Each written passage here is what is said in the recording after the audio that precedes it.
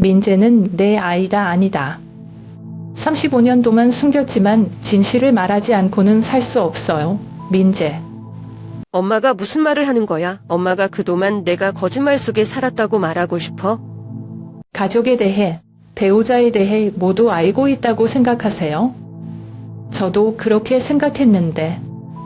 시어머니가 평범해 보이는 저녁 식사 때 온 가족을 놀라게 하는 말을 꺼낼 때까지. 그 충격적인 비밀은 관계를 깨뜨릴 뿐만 아니라 나로 하여금 궁금하게 만들었다. 내가 극복할 수 있을 만큼 강한가? 나와 함께 이 감성적인 이야기로 들어가자. 저는 시댁 식구들이 늘 엄격한 기준에 따라 가족관계를 맺어야 하는 깊은 한국 전통의 가치를 지닌 전형적인 가정 시댁 며느리 지은이라고 합니다. 결혼한 지 3년이 되었지만 여전히 시어머니 정씨를 불피하게 하지 않기 위해 한 발 한 발 조심하며 줄타기를 하는 사람처럼 느껴졌다. 이번 제주도 여행은 조부모님의 결혼 35주년을 기념하기 위한 할머니의 아이디어였다. 그녀는 이것이 온 가족이 더 결속할 수 있는 기회라고 말했지만 마음속으로는 그것이 며느리를 위한 또 다른 시험을 의미한다는 것을 알고 있습니다. 나는 이 계획을 들었을 때부터 조용히 마음의 준비를 했다. 며느리였던 사람들은 시어머니와 함께 여행하는 것이 단순히 가방을 들고 즐기는 것이 아니라는 것을 이해할 것입니다. 정씨에게는 호텔을 고르는 것, 일정을 잡는 것부터 매 끼니 음식과 같은 가장 작은 세부 사안이나 각 장소에 맞는 옷차림까지 모든 것이 완벽해야 한다. 저는 시댁 식구들과 마지막으로 여행을 갔던 때를 기억합니다. 제가 추워진 저녁에 할머니를 위해 스카프를 가져오는 것을 잊어버렸기 때문에 할머니는 여행 내내 제가 좀 더 세심한 법을 배워야 한다고 암시하셨습니다. 정 여사는 강하고 결단력이 있으며 매우 세심한 여자이다. 그녀는 가족 내에서 자신의 권위를 과시하는 것을 주저하지 않았지만 섬세하고 헌신적인 면도 있었다. 그녀는 다른 사람들이 압박감을 느끼게 할 정도로 모든 것을 항상 세심하게 돌보고 특히 그녀의 시선에 항상 직면해야 하는 저입니다. 저는 그녀가 아디는 없다는 것을 알고 있고 단지 모든 것이 완벽하기를 원한다는 것을 알지만 그 완벽함은 때때로 제가 결코 충분히 좋지 않다는 것을 느끼게 합니다. 맑은 바닷가, 찬란한 유채꽃밭, 우람한 하산으로 아름다운 섬 제주도를 여행하는 것은 쉬어야 할 일이다. 하지만 제게 있어 이것은 행동과 말 하나하나가 세심하게 관찰되는 큰 무대와 같습니다. 정 여사를 어떻게 만족시킬지 고민할 뿐만 아니라 저와 어머니 사이에 갈등이 있을 때마다 침묵을 택하는 남편도 저를 동정심과 바른 시선으로 바라보는 시누이에게도 신경을 써야 합니다. 시어머니가 필요로 할 것 같은 물건을 잊지 않고 짐을 잘 챙겼다. 나는 또한 가족의 스타일에 맞는 예의 바른 옷을 준비했다. 하지만 가장 걱정되는 것은 여행 가방에 있는 물건이 아니라 내가 챙겨야 할 정신적 패션이다. 나는 매우 침착하고 인내심을 가지고 가족 분위기를 화목하게 유지하기 위해 최선을 다해야 한다고 스스로에게 말했다. 나는 요리를 하기 위해 부엌이 있는 오두막집을 빌릴 것이다. 전통적인 가족은 식당에서 외식을 해서는 안 됩니다. 라고 그녀는 자신만만한 눈빛으로 가족의 가치를 지키는 유일한 올바른 방법인 것처럼 말했다. 나는 비록 마음이 부담스러울 수밖에 없지만 고개를 끄덕일 수밖에 없다. 호텔에서 쉬는 것이 훨씬 더 편리하지만 며느리로서 시어머니와 논쟁하는 것은 특히 그녀가 결정을 내렸을 때 해서는 안 되는 일이라는 것을 이해합니다. 오두막집 이미지가 떠올라 휴가에 대해 생각하는 것처럼 편안한 공간이 아니라 부엌, 청소, 그리고 세세한 부분까지 세심하게 준비해야 하는 식사가 있는 긴 날들이다. 저는 제가 모든 것을 그녀의 뜻에 맞게 할 수 있을지 궁금했습니다. 시어머니는 항상 가족 식사가 식사뿐만 아니라 유대감을 표현하는 방법이라고 믿었는데 이는 가정 여성의 온전함을 증명하는 것이다. 그녀는 제가 성취하기 어렵다고 느끼는 기준으로서 남편과 아이들을 위해 어떻게 매 끼니를 돌보는지 이야기하는데 몇 시간을 할애할 수 있습니다. 호텔에서는 아침 식사를 대접해요. 엄마. 제가 조용히 말하며 목소리를 부드럽게 유지하려고 노력했지만 그녀는 엷게 웃으며 손을 흔들었습니다. 손으로 뭘 대접해요? 호텔 식사는 낯선 사람만 먹을 수 있는 것이지 가정적인 것은 아니다. 나는 침묵했다. 왜냐하면 어떤 단대도 나에게 더 실망감을 줄 뿐이라는 것을 알기 때문이다. 휴식을 취하고 자본을 즐기는 것은 그녀가 이 여행에 대해 이야기할 때 최우선 순위가 아닙니다. 그녀에게 이것은 온 가족이 공동의 일을 통해 결속할 수 있는 기회이며 더 중요한 것은 며느리인 제가 헌신적이라는 것을 증명할 수 있는 기회입니다. 나는 앞으로의 통나무집에서의 나나를 생각하지 않을 수 없다. 내가 과연 정 여사의 비위를 맞출 수 있을까? 아니면 매 순간이 압박감과 기대감에 휩싸이는 휴식이 될 것인가? 시적인 아름다운 풍경이 있는 제주는 나와 시어머니가 서로를 더 잘 이해하는 장소가 될 것인가? 아니면 단지 두 세대 간의 차이, 두 가지 다른 사고만을 부각시킬 것인가? 우리는 도시가 아직 옅은 안개에 쌓여 있고 노란 가로등 불빛이 아직 꺼지지 않은 이른 아침에 서울을 출발했다. 차 안은 공기가 꽤 조용했고 차 엔진 소리만 낯을 뿐 시어머니와 시아버지 사이의 짧은 대화는 가끔 있었다.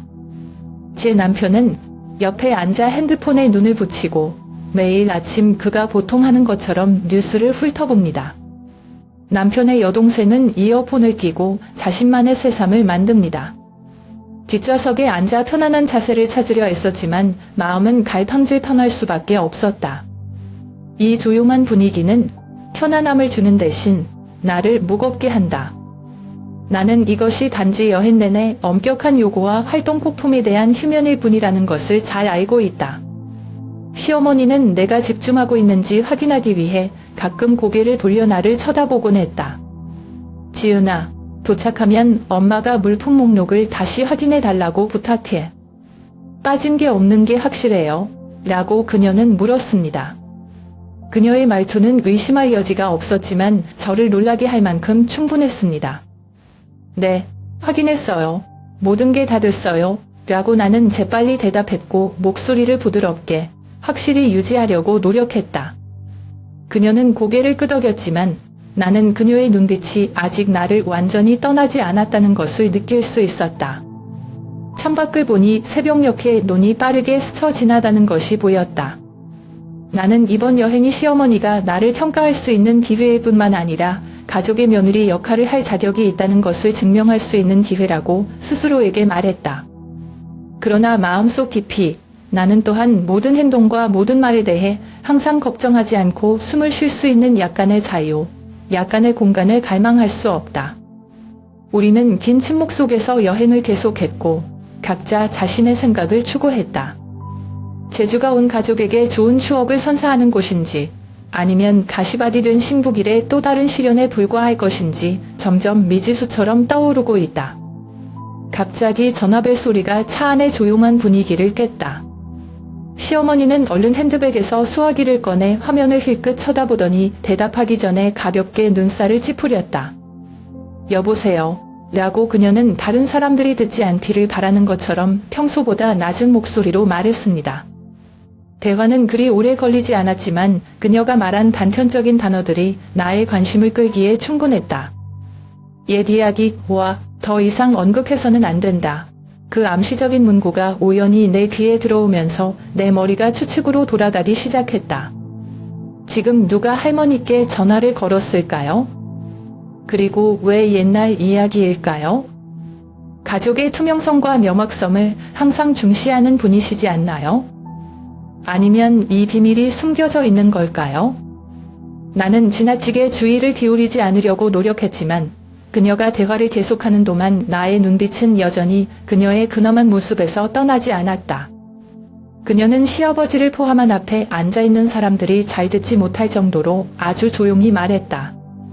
그녀의 다른 손은 무언가를 억누르기 위해 핸드백을 꽉 조였다. 몇 마디 짧게 대답한 후 그녀는 전화를 끊고 한숨을 쉬었다가 아무 일도 없었던 것처럼 평상시처럼 앉은 자세로 돌아갔다. 차 안에 있는 누구도 이런 변화를 눈치채지 못하는 것 같아요. 저 말고는요. 묻고 싶었지만 휴대폰을 주머니에 다시 집어넣는 그녀의 눈빛의 엄숙함이 나를 멈칫하게 했다. 여행 내내 시어머니는 항상 강한 척하고 가족의 가장으로서 연약하거나 혼란스러운 모습을 보이지 않았습니다. 하지만 이번에는 그녀의 얼굴에 낯선 감정이 스쳐 지나가는 것을 보았습니다. 불안했나요? 아니면 상심했나요? 잘 모르겠어요. 짧게나마 그녀가 한 말이 내 마음에 불피한 호기심을 심어주었다는 것만 알고 있었다. 혹시 그 터프한 외모 뒤에는 아무도 알기를 원하지 않는 또 다른 이야기가 있을까요? 차는 여전히 제주 쪽으로 굴러갔지만 내 마음은 이제 완전히 다른 방향으로 끌려갔다. 대답이 없는 질문은 잠잠했던 차의 분위기를 더욱 무겁게 만드는 것 같다. 길가의 작은 정거장에 차를 세울 때쯤이면 사람들은 차례로 차에서 내려 다리를 뻗고 신선한 공기를 마셨다. 남편과 시아버지가 마실 것을 사러 가는 동안 시어머니는 차에 남아 가방에서 무언가를 뒤졌습니다. 차에서 내리려는데 갑자기 바닥에 떨어진 사진 한 장이 내 다리를 살짝 스치고 지나갔다. 사진은 낡았고 모서리가 약간 흐릿하고 시간이 지남에 따라 색이 희미해졌지만 위의 이미지는 여전히 내가 알아볼 수 있을 만큼 충분히 선명하다.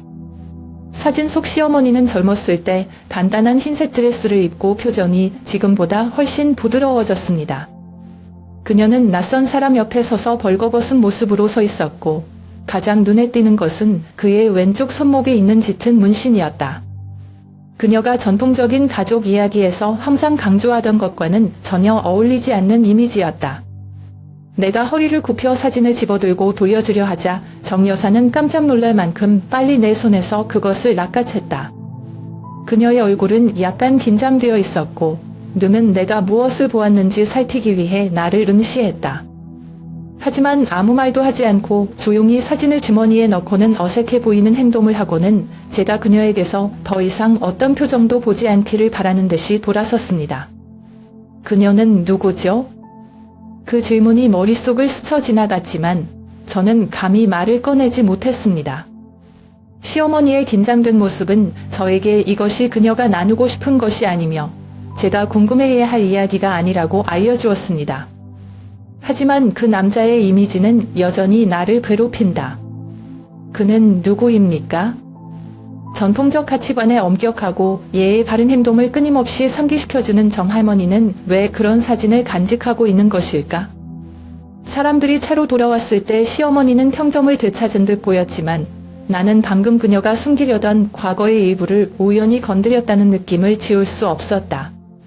그 사진은 아침 전화와 함께 저로 하여금 항상 완고하고 완벽한 외모를 지녔던 시어머니가 아마도 제가 상상하지 못했던 자신만의 비밀이 있었을지도 모른다는 것을 깨닫게 하기 시작했습니다. 갑자기 이런 생각이 들었습니다. 이번 여행이 단순한 휴가가 될 것인가? 아니면 예상치 못한 일들이 일어날 것인가? 제주에 도착했을 때 우리는 정 여사가 선택한 해안가 오두막집으로 이사했다. 아름다운 작은 집은 소나무 아래에 웅크리고 있으며 앞에는 푸른 바다가 펼쳐져 있고 파도가 잔잔하다. 여유를 주는 곳이어야 하는데 막상 들어오면서부터 분위기가 기대했던 것과는 다르다는 것을 알게 됐다. 정씨가 재빨리 자막하자 날카로운 눈빛이 온 가족을 한 차례 쓸어 담고 배점을 시작했다. 지은씨, 저녁 준비 담당입니다.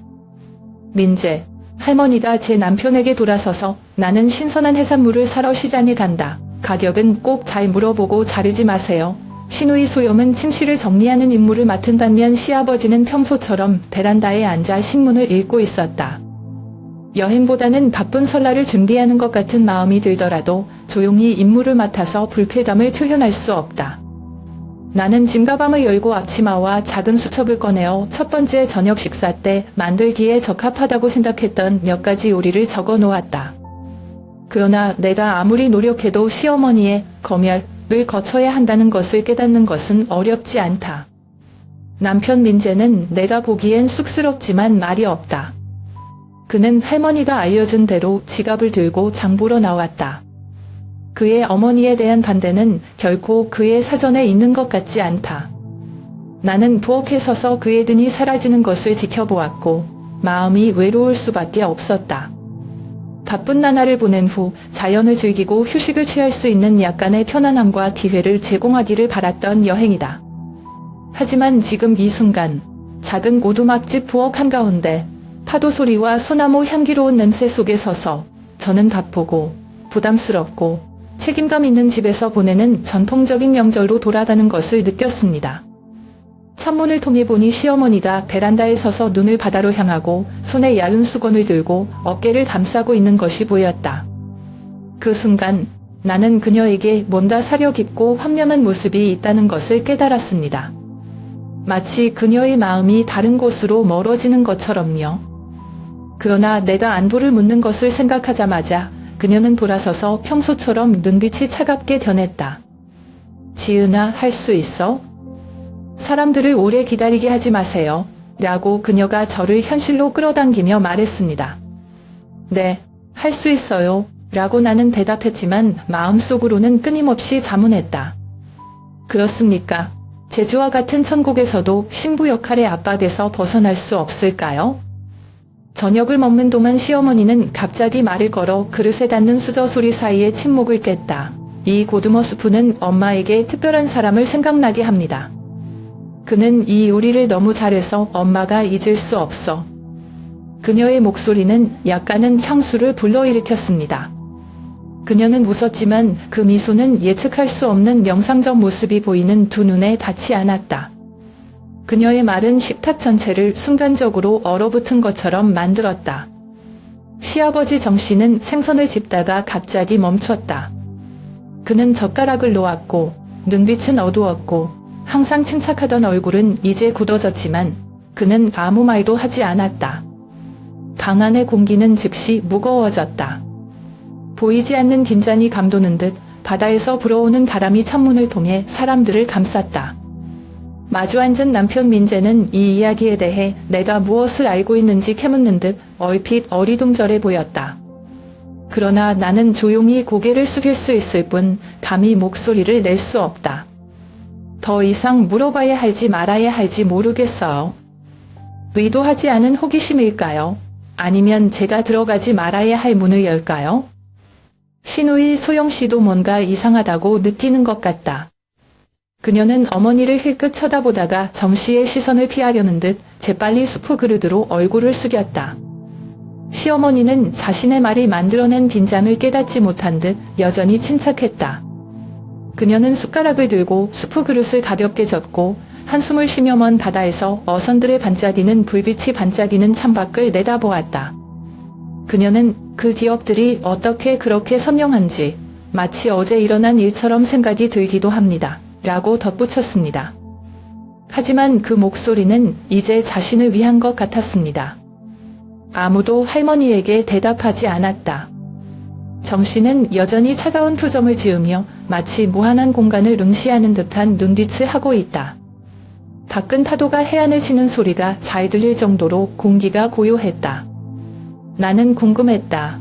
시어머니가 방금 언급한 사람은 누구인가? 그리고 왜 그 이름이 말하지 않았음에도 불구하고 그렇게 강력한 영향을 미쳤을까? 저녁 식사는 어색한 침묵으로 지나갔다. 앞에 있는 음식에 집중하려고 노력하지만 질문은 끊임없이 머릿속을 맴돈다. 정 여사의 말과 함께 정 씨의 표정은 나로 하여금 이 가족의 표면 아래 시어머니에 대한 나의 견해, 어쩌면 남편에 대한 나의 생각을 바꿀 수 있는 어떤 이야기라는 것을 확신하게 했다. 저녁 식사 후에 목조주택의 공기가 더 무거워지는 것 같았다. 사람들은 자신만의 코너를 찾습니다. 정 씨는 기분이 나쁠 때만 하는 습관인 현관에 나가 앉아 담배를 피웠다. 민재는 대답하기 싫은 질문에 직면하는 것을 피하기 위해 해변을 돌아다닌다. 소영은 자신의 방에 조용히 앉아 헤드폰을 끼고 모든 시선을 피했다. 그리고 저는 접시를 치운 후 부엌에 서서 반짝이는 바다의 달빛이 내리쬐는 작은 창문을 바라보았습니다. 하지만 내 머리는 전혀 거기에 있지 않다. 숟가락을 들고 수프 그릇을 젓는 시어머니의 모습, 먼 눈빛, 말하지 않은 말이 담긴 미소가 내 머릿속을 맴돌았다. 할머니께서 언급하신 그 남자는 누구입니까? 그리고 왜 할머니의 말 한마디가 정 씨를 젓가락을 놓게 만들기에 충분했을까? 그렇게 차가운 얼굴? 내가 식탁을 막 닦았을 때 시어머니가 부엌으로 들어왔다. 그녀는 창가에 서서 부엌 램프의 희미한 불빛이 그녀의 얼굴을 비추었고 내가 전에는 알아차리지 못했던 피곤한 윤곽을 분명히 드러냈다. 그녀의 모습은 내가 항상 보던 강하고 결단력 있는 여자의 모습과 완전히 다르다. 오늘 요리한 고등어 스프는 꽤 맛있었습니다. 라고 그녀는 평소보다 부드러운 목소리로 말했습니다. 나는 그 모처럼의 칭찬에 약간 놀랐지만 그저 고개 숙여 감사했다. 그녀는 잠시 침묵을 지키다가 눈을 창밖으로 돌렸다.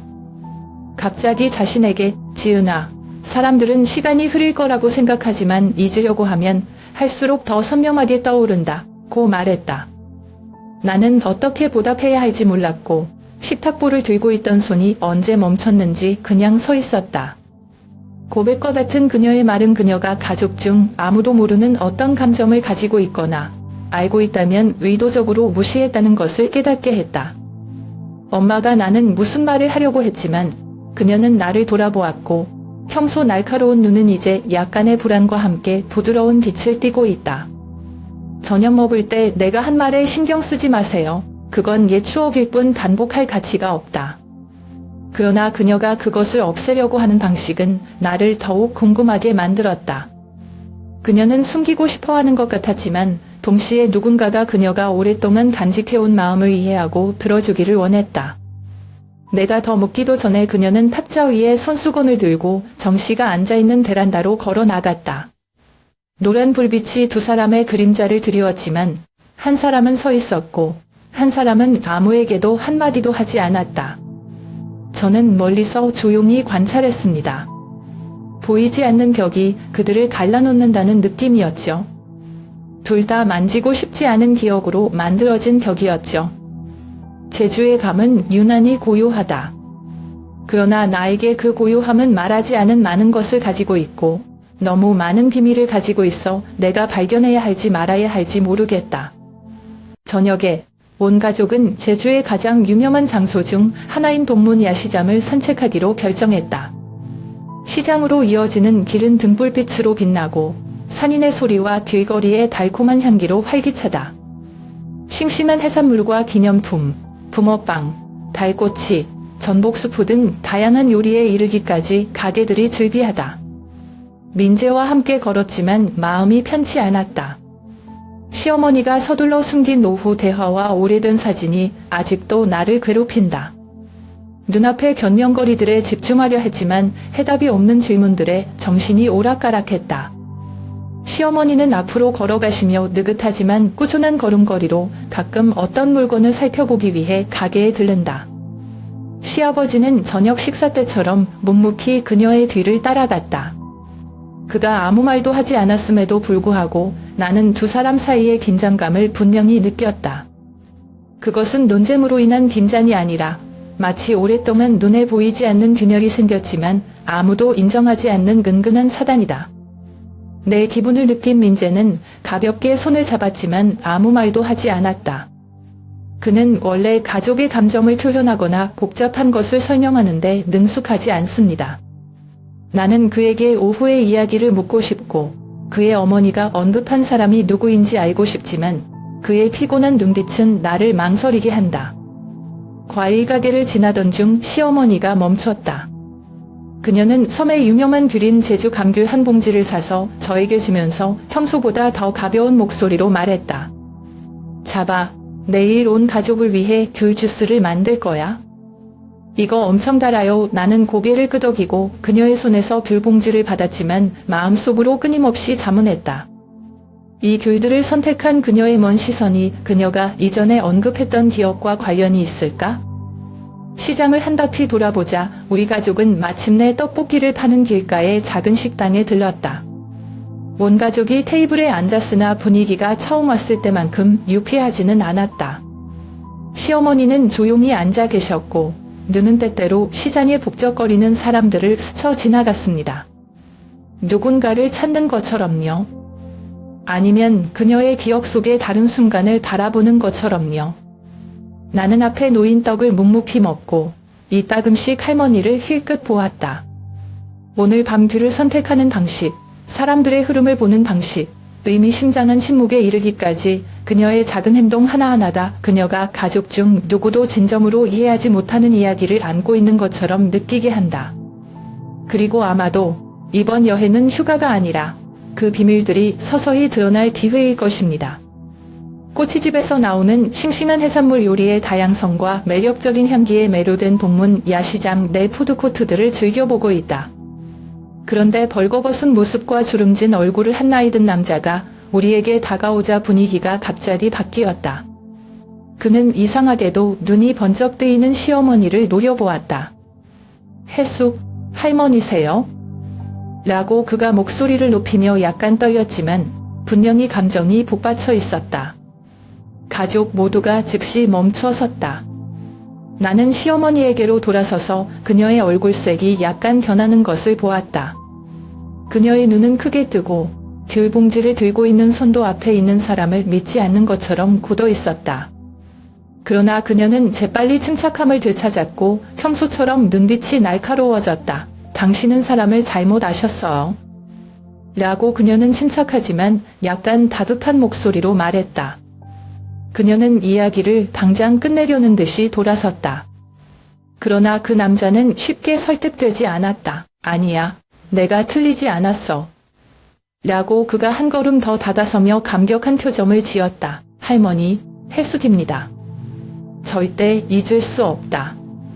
그는 할머니를 쳐다보다가 점씨에게 재빨리 시선을 돌렸다. 뭔가 잘못된 것을 발견한 듯한 눈빛이었다. 이것은 할머니 가족이요. 공기가 굳은 것 같아요. 시아버지는 한마디도 하지 않으셨지만 그의 얼굴은 긴장되어 있었고 눈은 불쾌한 냉정함으로 빛났습니다. 민재와 소염은 둘 다 이 상황을 어떻게 처리해야 할지 확실히 모르면서 조용히 서 있었다. 저는 무슨 일이 일어나고 있는지 이해하지 못하더라도 이것이 정상적인 만남이 아니라는 것을 느낍니다. 시어머니는 발길을 돌렸고 그녀의 목소리는 이제 그 어느 때보다 차가워졌습니다. 저는 당신이 무슨 말을 하는지 모르겠어요. 죄송합니다. 그녀는 가방을 어깨 위로 끌어당겨 재빨리 걸었고 가족과 그 남자는 몇 초 동안 멍하니 서 있었다. 나는 그녀의 그림자를 따라다녔고 마음의 불안감은 더욱 커졌다. 그 남자는 누구죠? 그는 왜 시어머니를 자기 이름으로 불렀고 왜 그의 등장은 시어머니를 그렇게 강하게 반응하게 했을까? 얼굴에서 실마리를 좀 찾길 바라는 민재를 힐끗 쳐다보았지만 그는 나를 바라보기만 했고 눈빛도 어리둥절했다. 그 남자는 잠시 꼼짝도 하지 않고 서 있다가 고개를 저으며 내가 알아들을 수 없는 무언가를 중얼거렸다. 그리고 나서 그는 등을 돌리고 걸었고 조용하고 고독한 모습으로 우리의 삶을 스쳐가는 유령처럼 보였습니다. 문득 깨닫게 된 것은 이번 제주도 여행이 내가 상상했던 것과 같지 않을 것 같다는 것이다. 그 질문들, 비밀들, 그리고 점점 더 많은 기억들이 밝혀지고 있습니다. 제가 시어머니라고 부르는 이 가족에 대해 생각했던 모든 것을 바꿀 수 있을 것입니다. 무슨 일인지 모르겠지만 정 여사의 얼굴이 참백해졌고 평소 예리한 눈이 지금은 살짝 당황했다. 그녀의 손은 마치 어떤 기대 지점에 매달리려는 것처럼 핸드백을 꽉 조였다. 누가 더 이상 말을 걸기 전에 점씨는 아무 말도 하지 않고 그녀의 손을 시장의 구석진 곳으로 끌고 갔다. 긴장감이 감도는 듯 주변 사람들도 눈치를 보게 했다. 민재도 내 옆에 서 있고 얼굴에도 난처함이 가득해 방금 무슨 일이 일어났습니까? 라고 나는 조용히 물었지만 그는 단지 고개를 저었고 눈은 그의 부모의 모습을 지켜보고 있었다. 우리는 거기에 서서 야시장에 분주한 오가는 사람들 사이에 있었지만 모든 소리와 냄새는 내 머릿속에서 맴도는 일련의 질문들로 인해 흐려진 것 같았다. 그 남자는 누구죠? 왜 그는 우리 시어머니를 자기 이름으로 불렀을까? 가족들조차도 거의 듣지 못하는 것일까? 그리고 할머니는 왜 그렇게 강하게 반응하셨을까요? 민재 씨 뭐 아는 거 있어요? 나는 남편에게 돌아섰고 목소리는 작았지만 호기심을 감추지 못했다. 그는 한숨을 쉬었고 손이 어색할 때마다 습관인 목 뒤를 살짝 긁었다. 형.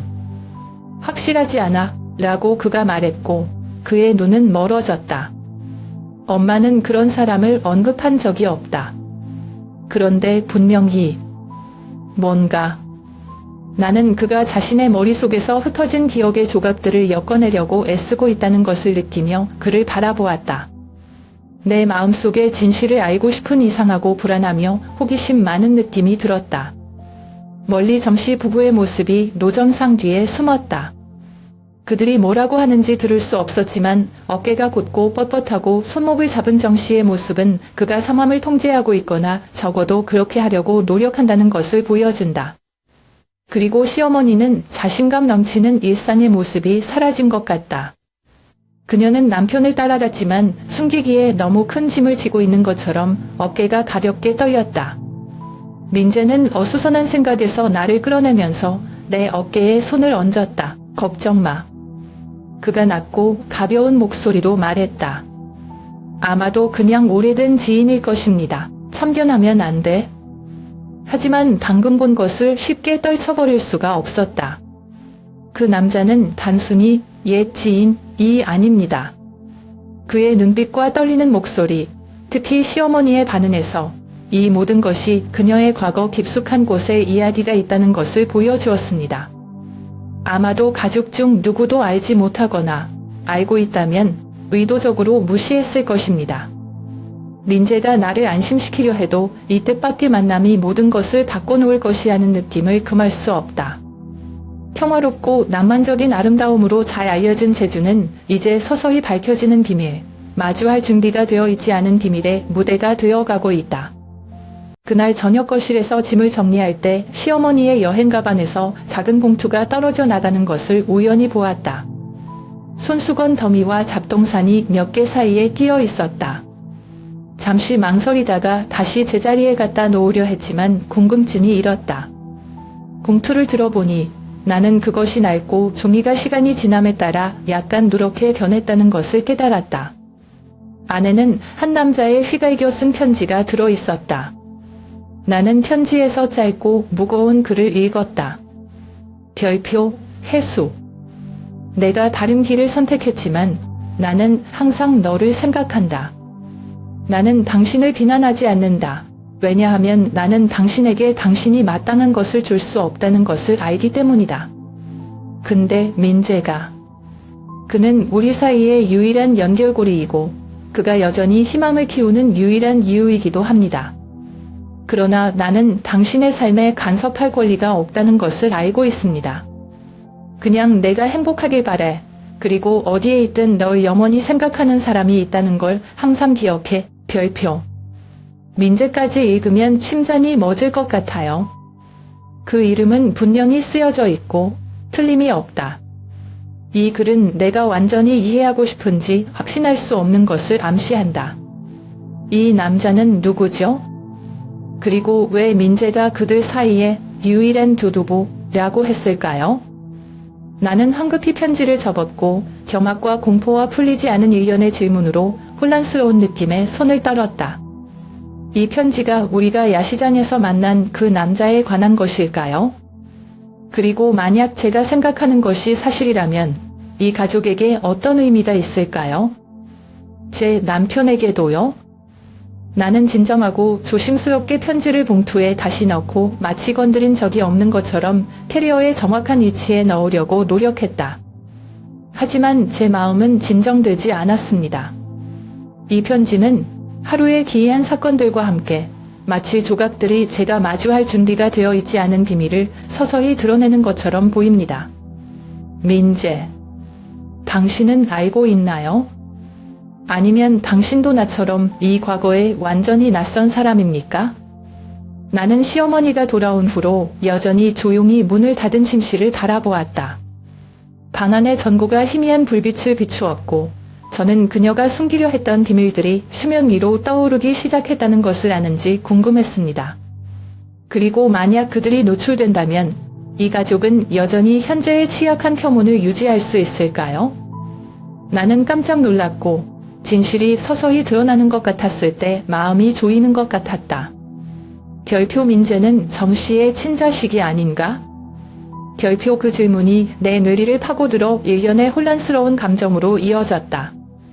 내 손에 있는 편지가 떨렸고 그 위에 있는 모든 글자가 내 어깨를 짓누르는 것 같았다. 나는 편지가 단지 우연일 수 있다는 것을 오해했다고 생각하고 싶지만 편지에 담긴 말은 너무 분명하고 너무 솔직해서 무시할 수 없다. 나는 침대 가장자리에 웅크리고 앉아서 냉정을 되찾기 위해 심호흡을 하려고 애썼다. 이것이 사실이라면 모든 것을 바꿀 것입니다. 남편과의 관계, 시어머니와의 관계, 그리고 제가 이 가족을 어떻게 보는지도요. 하지만 이 사실을 어떻게 직시할 수 있을까요? 그리고 더 중요한 건 민재가. 그거 아세요? 아니면 당신도 수년 동안 숨겨진 비밀의 희생자입니까? 나는 감히 민재에게 말할 수 없다. 내가 모든 것을 제대로 이해하지 못하는데 어떻게 이 말을 할 수 있을까? 편지에 있는 것이 사실이라면 지금 그것을 공개하는 것은 우리 결혼 생활과 시댁 식구들에게 폭탄을 던지는 것과 같다. 나는 조심스럽게 편지를 접어서 봉투에 넣고 시어머니의 여행 가방이 있는 제자리에 돌려놓았는데 조금이라도 부주의하면 이 비밀을 깨뜨릴 수 있는 것처럼 느린 모든 동작들이었다. 하지만 마음속으로 결정을 내렸습니다. 적어도 우리가 서울로 돌아올 때까지는 이 비밀을 지킬 것입니다. 그곳에서 나는 무엇을 하기 전에 모든 것을 확인하고 더 많은 것을 배울 시간과 공간을 가질 것이다. 근데 그날 밤 민재 옆에 침대에 누웠을 때 잠을 잘 수가 없었어요. 나는 창밖에서 파도가 바스락거리는 소리를 분명히 들었지만 그 소리는 평소의 평온함을 가져다 주지 못했다. 오히려 이 혼란스러운 감정 속에서 더 외롭게 만들 뿐이다. 가만히 옆에 누워있는 민재는 규칙적인 호흡으로 우리 세상이 영원히 변하기 직전인지 전혀 모르고 잠든 자신을 보여준다. 나는 몸을 돌려 어둠 속에서 그의 얼굴을 바라보았다. 그리고 스스로에게 물었다. 결표 만약 당신이 진실을 안다면 당신은 어떻게 반응할 것인가? 당신은 어머니를 원망하나요? 아니면 오랫동안 숨겨져 있어서 고통을 느낄까요? 결표. 나는 조용히 한숨을 쉬며 침착해야 한다고 스스로에게 다짐했다. 이번 제주 여행은 단순한 휴가였어야 했는데 이제는 대답 없는 비밀과 질문의 미로가 됐다. 그리고 저는 어쩔 수 없이 그 비밀의 중요한 조각을 가지고 있는 사람이 되었습니다. 제주를 떠나기 전 마지막 식사는 숨가쁘게 무거운 분위기였다. 온 가족이 통나무집 작은 식탁에 둘러앉았지만 아무도 말을 많이 하지 않았다. 수저가 접시에 부딪히는 소리가 규칙적으로 들려 어색한 침묵을 채웠다. 나는 마음속으로 치솟는 불안감을 드러내지 않으려 했으며 밥그릇에 얼굴을 숙였다. 나는 줄곧 내가 찾은 편지에 집착해왔다. 식사가 거의 끝나갈 무렵 시어머니가 갑자기 젓가락을 놓자 고요한 방의 마른 소리가 울려 퍼졌다. 나는 고개를 들어 정씨를 똑바로 쳐다보고 있는 그녀를 보고 단호하면서도 은은한 눈빛으로 고통을 호소했다. 폭풍이 올 것 같은 느낌에 온 가족이 즉시 주의를 기울였다. 더 이상 숨길 수 없어요. 라고 그녀가 차분하지만 무거운 목소리로 말했다. 첫마디가 방 안의 공기를 꼼꼼 얼게 했다. 시아버지는 미간을 찌푸리시고 얼굴은 차갑지만 눈은 의심스러운 빛을 띠고 계십니다. 민재는 내 아이가 아니다. 라고 그녀는 오랫동안 이 고백이 준비된 것처럼 한마디 한마디를 또렷하게 말했다. 그녀의 말은 식탁 한가운데서 폭탄이 터지는 것과 같았다. 몸 안에 피가 멎는 듯한 느낌이 들었고 젓가락을 든 손이 지탱할 수 없을 정도로 떨렸다. 바로 옆자리에 앉은 민재는 움직이지 않았다. 그는 어머니를 보고 눈을 크게 뜨고 분명히 방금 들은 것을 믿지 않았다. 시누이인 소염은 입을 가리고 놀란 눈으로 부모를 번갈아 보았다. 정씨는 아무 말도 하지 않고 앉아 시어머니를 노려보던 눈빛이 섬뜩할 정도로 차가웠다. 죽음의 침묵 몇 초 후에 그는 목소리를 높였고 목소리는 낮았지만 분노로 가득 차 있었다. 혜수가 무슨 소리야? 이거 장난 아니야. 농담이 아니야. 시어머니가 대답했고 그녀의 목소리는 굳건했지만 그녀의 손은 마치 쓰러지지 않으려고 애쓰는 것처럼 테이블 위의 수건을 꽉 조였습니다. 민재는 다른 남자의 아들이다. 그게 몇 년 동안 저를 괴롭혔고 더 이상 비밀로 할 수 없어요. 민재가 벌떡 일어나더니 나무 의자가 삐걱삐걱 소리를 냈다. 무슨 소리 하시는 거예요? 그는 소리를 높였고 목소리는 떨렸고 고통과 놀라움으로 가득 차 있었다. 너는 내 아들이 아니야? 그럼 넌 누구 자식이야? 시어머니가 그를 보고 후회하는 눈빛으로 가득 차 있다. 미안해, 민재야. 그 남자. 엄마의 과거예요. 그는 결코 우리의 삶에 끼어들지 않았지만 사실은 나는 너희 아버지의 친자식이 아니다. 아무도 더 이상 말을 하지 않았다. 진실은 모든 것을 쓸어 담듯이 드러나면서 내가 완전히 생각하던 한 가족의 파편들을 남겼다. 감히 민재를 바라볼 수는 없지만 떨리는 손을 일일이 조이며 다급한 숨결을 통해 그의 상처가 느껴진다. 정신은 일어서서 말 한마디 없이 곧장 밖으로 나와 온 가족을 무거운 분위기에 휩싸이게 했다. 그리고 시어머니는 거기에 앉아 그의 모습을 두 눈으로 지켜보고 있었는데 마치 짐을 덜어낸 것 같았지만 동시에 모든 것을 잃었다. 민재 어깨에 손을 얹고 위로해주고 싶은데 무슨 말을 해야 할지 모르겠어요. 내 마음속에 일련의 다른 질문들이 갑자기 떠올랐다. 그 남자는 누구인가? 그리고 이 비밀이 이 가족을 어디로 이끌까요? 상봉과 표본의 상징이 됐던 제주는 이제 오래도록 묻혀있던 비밀이 마침내 싹트고 예상치 못한 후유증을 안고 있는 곳이다. 숨이 막히고 가슴이 두근거리고 감히 민재를 볼 수가 없어요. 방 전체가 긴장된 고요로 뒤덮인 것 같았다. 아무도 움직이지 않았고 아무도 더 이상 말하지 않았고 창문을 통해 먼 파도의 소리만 들렸다. 하지만 예전처럼 화를 내거나 떠날 줄 알았던 정씨는 내면에서 힘을 모으는 것처럼 눈을 지그시 감고 있었다. 그가 눈을 떴을 때 그의 시선은 유별나게 차분했다. 오래전부터 알고 있었어요. 라고 그가 나지막하지만 확실한 목소리로 말했다. 그 말에 식탁 전체가 어안이 벙벙했다. 하지만 그는 민재를 우리 아들로 받아들인다. 절대 후회하지 않아. 그의 말은 나를 놀라게 했지만 그 이상은 민재에게 충격이었다.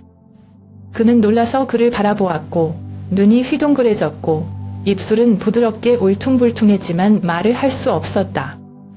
나는 감히 그를 똑바로 쳐다볼 수 없었지만 마치 너무 큰 사실에 침착하려고 노력하는 것처럼 그의 호흡이 더 급해진 것을 느꼈다. 시어머니는 얼굴을 숙이고 손을 테이블 가장자리에 꽉 쥐었다. 그녀의 눈빛에는 혐오할 수 없는 고통과 감사함이 숨어 있었다. 형, 알고 있어. 그녀가 떨리는 목소리로 속삭였다. 왜 아무 말도 안 했어요? 왜 저를 탓하지 않고 받아들이세요? 정씨는 한숨을 길게 내쉬며 마치 지금 자신의 모든 말이 자신에게만 해당되는 것처럼 여전히 민재에게 시선이 쏠려 있다. 왜냐하면 널 사랑하기 때문이고 민재가 이 일에 잘못이 없기 때문이다. 그는 우리의 아들이에요. 피는 중요하지 않아요. 나는 그가 태어나는 것을 본 순간부터 그를 평생 지켜줄 것을 진짜 아버지처럼 알고 있었다. 민재는 몸을 움츠렸다. 그는 여전히 아무 말도 하지 않았지만 나는 그의 어깨가 가볍게 떨리는 것을 보았다. 그는 울지 않았지만 그의 눈에는 내가 완전히 이해할 수 없는 혼란과 고통이 섞여 있었다. 나는 그의 손에 손을 얹고 그에게 약간의 위안을 주려고 노력했지만 그의 손은 차갑고 반응하지 않았다. 식탁을 둘러보았는데 지금은 모든 것이 다릅니다. 정씨는 거기 앉아 침착했지만 눈빛은 슬픔을 감추지 못했다. 간이남의 상징이었던 시어머니는 이제 그 어느 때보다 연약하고 연약해 보였다. 남편 민재는 세상이 금방 무너진 것처럼 여전히 꼼짝 않고 앉아 있었다. 내 마음은 엉망진창이다. 민재가 무슨 생각을 하는지 모르겠지만 오늘 밤 이후 우리 관계도 바뀔 것 같은 느낌이 들어요. 내가 그의 사랑을 의심해서가 아니라 그가 결코 알지 못했던 일부 사람과 과거에 직면하게 될 것이라는 것을 이해했기 때문이다. 웃음과 좋은 추억으로 가득 차 있어야 할 해안가 오두막은 지금 무거운 고요에 잠겨 있다. 여기 앉아있는 사람들 사이의 공백을 메우려는 것처럼 파도의 소리는 지금도 가슴 아프지만 부정할 수 없는 진실에 얽매여 있습니다. 서울로 돌아오는 길에 차 안은 숨쉬기가 힘들 정도로 분위기가 무거웠다. 아무도 한마디도 하지 않았다. 규칙적인 엔진 소리와 밖에서 들리는 아련한 소리는 침묵을 채우는 모든 것이다. 민재 옆에 앉아 위로하듯 손을 잡으려다 슬쩍 손을 움켜잡았다. 강하지도 잔인하지도 않지만 나뿐만 아니라 아마도 주변 세계와 거리를 두려고 노력한다는 것을 충분히 깨닫게 되었습니다. 민재는 한 점도 고정하지 않은 채 창밖으로 시선을 돌렸다. 나는 그가 무슨 생각을 하고 있는지 모르지만 그의 침묵은 우리를 갈라놓는 보이지 않는 벽과 같다. 마음속에 혐오할 수 없는 고통이 솟아올랐다. 뭔가 말하고 싶고 이 긴장된 분위기를 깨고 싶은데 어디서부터 시작해야 할지 모르겠어요. 지금 내뱉는 어떤 말도 과잉이고 무의미한 것 같다. 앞좌석의 시어머니는 더 이상 평소 근엄한 표정을 짓지 않고 조용히 앉아 계셨다. 그녀는 정면을 응시했지만 눈빛에는 혼란스러운 감정, 고통, 후회, 아마도 공포가 담겨 있는 것 같았다. 나는 가끔 그녀가 손을 들어 눈꼬리를 부드럽게 문지르는 것을 보았지만 그녀는 아무 소리도 내지 않았다. 그것은 연약함이 아니라 그녀가 숨기려 했던 모든 것이 드러나는 상황에서 약간의 자존심을 유지하려는 노력이다. 시아버지는 차를 운전하시고 손은 운전대를 잡고 시선은 앞길에 집중됩니다. 그는 어느 누구에게도 말을 걸거나 돌아본 적이 한 번도 없었다. 그의 침착함은 더 이상 예전과 같은 안정감을 주는 것이 아니라 마치 그가 너무 큰 것을 받아들일 수 있는 것처럼 그가 바꿀 수 있는 방법이 없는 조용한 슬픔을 주었다. 민재가 과연 이겨낼 수 있을까?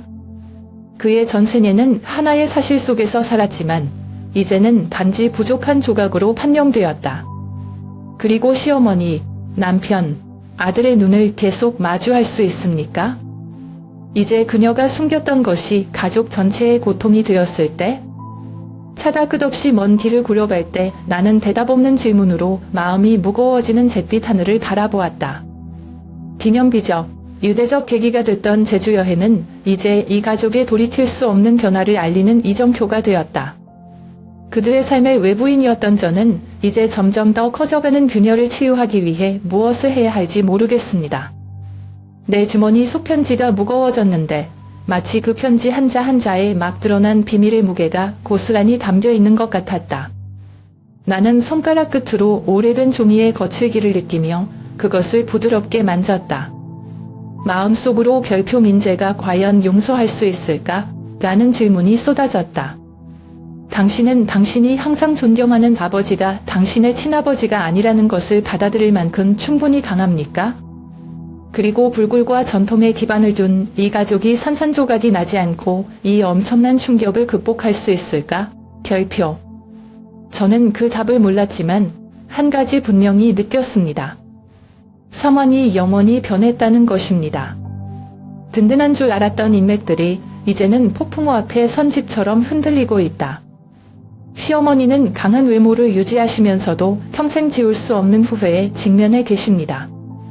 그녀는 진실을 말하기로 선택했지만 그 진실은 그녀뿐만 아니라 가족 전체를 광풍처럼 휩쓸고 지나가 아무도 청소하는 법을 모르는 파편들을 남겼다. 늘 든든하다고 생각했던 남편 민재는 이제 과거의 지하수로 침식된 언덕 같다. 그는 아무 말도 하지 않았지만 공허하고 혼란스럽고 고통스러운 그의 눈빛은 내 걱정을 멈출 수 없게 만들었다. 당신은 시간이 필요하지만 이 깊은 상처를 치유하는데 시간이 충분합니까? 이 여행은 끝났지만 그 결과가 영원히 지속될 것이라는 것을 알고 있습니다. 제주에서 일어난 일은 이 가족을 위한 도전적인 나날의 시작일 뿐만 아니라 돌이킬 수 없는 전환점이기도 하다. 어떻게 할지는 모르겠지만 강해야 하고 민재가 필요할 때 옆에 있는 사람이어야 한다고 스스로 다짐했다. 주머니 속의 편지는 내가 이 이야기의 한 부분을 차지하고 있다는 것을 은연중에 일깨워주는 것 같다. 머지않아 내가 직면하게 될지도 모르는 부분. 차가 계속 굴러갈 때 제주를 뒤로 하고 흐릿한 지평선을 바라보며 폭풍우가 지나간 뒤 우리가 균형을 되찾을 수 있을지 의문이었다. 그 모든 시적인 아름다움을 지닌 제주는 이제 목적지가 아니라 평생 함께 살아야 할 가혹한 진실, 우리가 함께 살아가야 할 진실을 각인시킨 곳이다.